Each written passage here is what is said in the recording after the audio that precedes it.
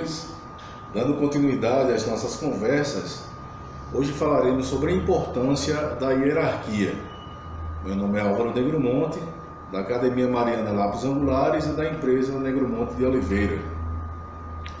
Se você quiser nos dar algumas informações ou sugestões, acesse o e-mail negromontedeoliveira@gmail.com.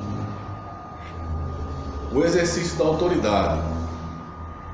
Cada sociedade, de costumes antigos ou modernos, ou de culturas diversificadas, necessita das autoridades estabelecidas.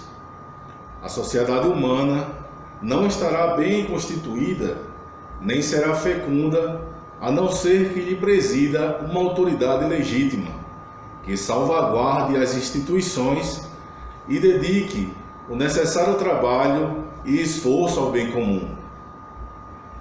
Toda a comunidade humana tem necessidade de uma autoridade que a dirija. Tal autoridade é alicerçada na natureza humana, ou seja, são os direitos inerentes ao homem, anteriores à sociedade, que fecundam a legitimidade moral de toda autoridade, conculcando-os ou recusando-os a reconhecê-los em sua lei positiva. Uma sociedade mina sua própria legitimidade moral. Quando não se há esse respeito, uma autoridade só pode apoiar-se na força ou na violência para obter a obediência dos súditos. Toda hierarquia deve exercer o papel de educadora. O exercício da autoridade deve estar intrinsecamente ligado à educação dos seus subalternos. Entende-se aqui por educação, segundo Bento XVI, não apenas a instrução escolar ou a formação para o trabalho. Ambas são importantes para o desenvolvimento, mas a formação completa da pessoa. O exercício da autoridade deve ser imbuído de respeito, seriedade, consideração, serviço e, sobretudo, de testemunho ético de vida. Um bom testemunho de vida reta convence mais do que muitas palavras. Como diz o ditado do filósofo Sófocles, os pensamentos retos prendem mais do que as mãos robustas. Cabe aos gestores observarem o princípio que cada um respeite o próximo, sem exceção, como outro eu, levando em consideração, antes de tudo, sua vida e os meios necessários para mantê-la dignamente. É um dever ver cada homem como um próximo e tornar-se o próximo do outro, servindo-o ativamente, ainda mais quando este se acha mais carente.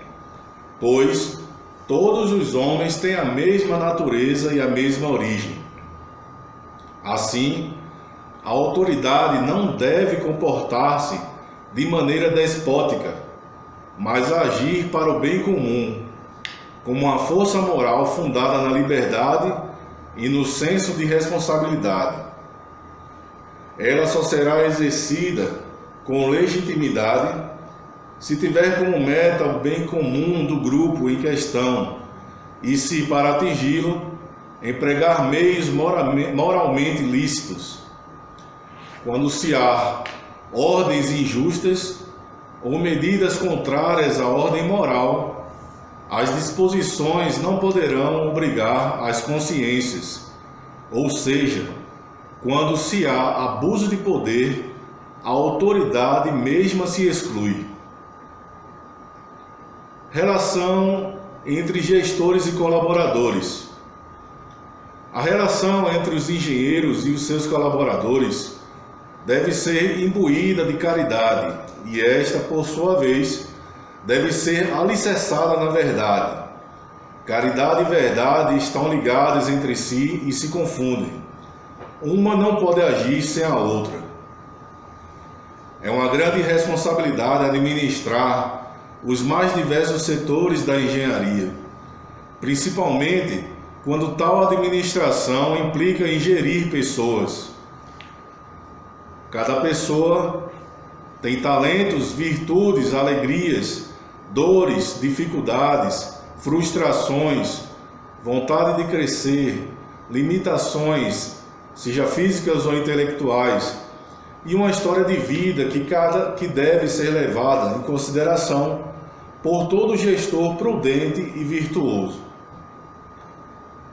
Quando se tem contato com pessoas de diversos níveis de aprendizado, pode-se entender que, como nos ensina Bento XVI, a caridade, na verdade, requer, antes de mais nada, compreender e conhecer no respeito consciencioso da competência específica de cada nível de saber. Ou seja, é neste respeito consciencioso que se descobrem verdadeiras riquezas de experiências de vida. Seguindo a linha de raciocínio, Bento XVI ensina que a caridade não é uma junção posterior, como se fosse um apêndice ao trabalho já concluído das várias disciplinas, mas dialoga com elas desde o início. Sim.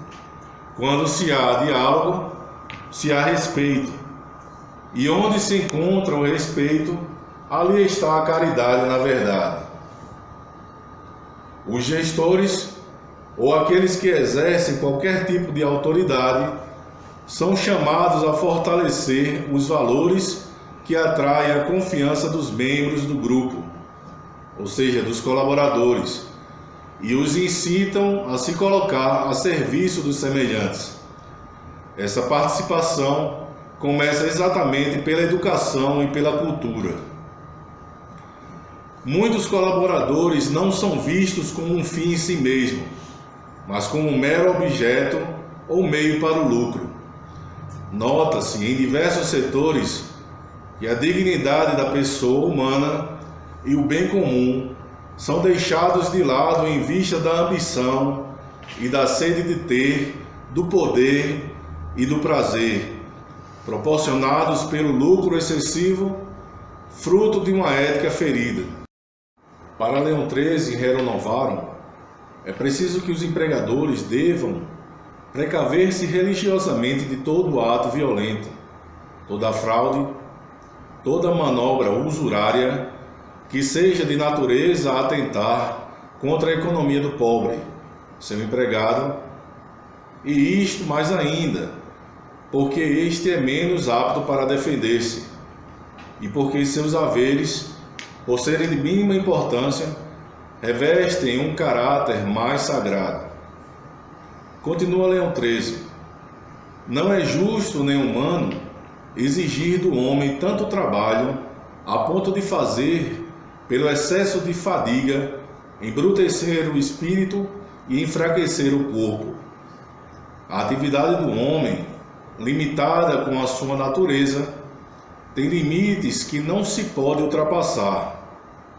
Assim, o número de horas de trabalho diário não deve exceder a força dos trabalhadores, e a quantidade do repouso deve ser proporcionada à qualidade do trabalho, às circunstâncias do tempo e do lugar, à constituição e saúde dos operários. É importante salientar e recordar aos empregadores que, conforme continua ensinando Leão XIII, o direito ao descanso de cada dia, assim como a cessação do trabalho no dia do Senhor, deve ser a condição expressa ou tácita de todo contrato feito entre patrões e operários.